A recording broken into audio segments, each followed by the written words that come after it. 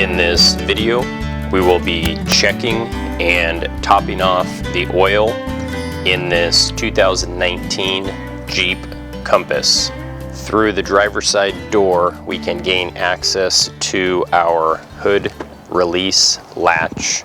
Located near the driver's left knee, we have a small icon for a hood, and following the downward indicating arrow underneath the dash, we can see the hood release latch. After releasing our secondary safety latch, we can gain access to the engine bay. Inside the engine, the prop rod will help hold the hood open. Now that we have access to our engine bay, we want to locate the engine oil dipstick as well as the engine oil fill location. The engine oil dipstick is a yellow ring. If we take a little closer look, we can see that there is a identifier of an oil can located on the outside of the yellow ring. The engine oil fill location is identified by a black spin-on cap with yellow markings. If we take a little bit closer look at the cap, we can see that it does say engine oil with our oil can identifier, as well as it says SAE 0W20, which is identifying the type of oil that we need to be using for this vehicle. To check the oil, I'm first going to place a piece of towel around the dipstick, and as I pull the dipstick out from the dipstick location, I'm going to be cleaning off the end of the dipstick with the towel.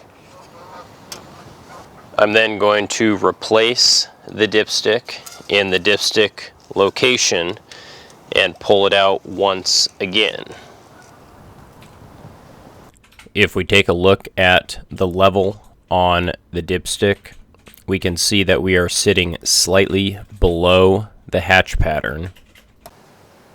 The distance between the lowermost hole on the hatch pattern and the uppermost hole on that hatch pattern is typically about 1 quart of oil.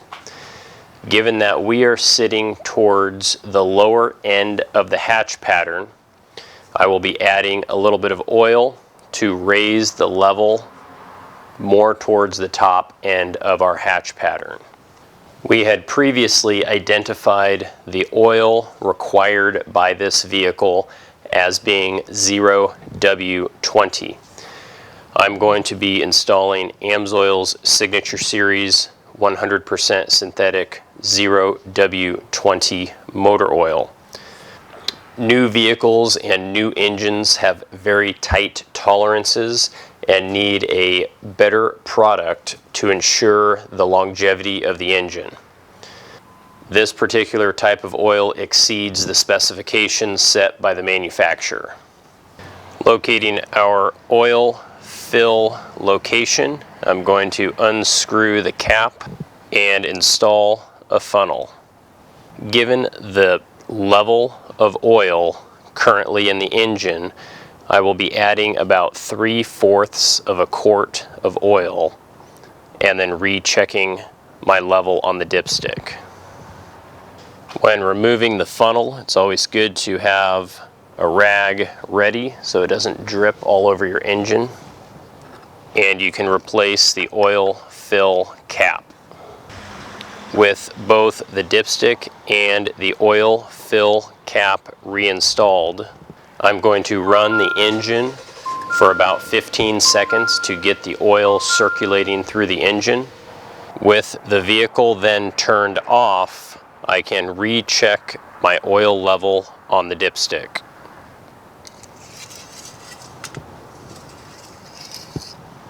After performing the procedure of checking the oil and filling it up a little bit, running the engine, and then checking the oil again. My oil level is at the top of the hatch pattern. We never want the oil to be above the top mark of the hatch pattern, so we are looking pretty good. And oil levels lower than the hatch pattern can be just as damaging to an engine.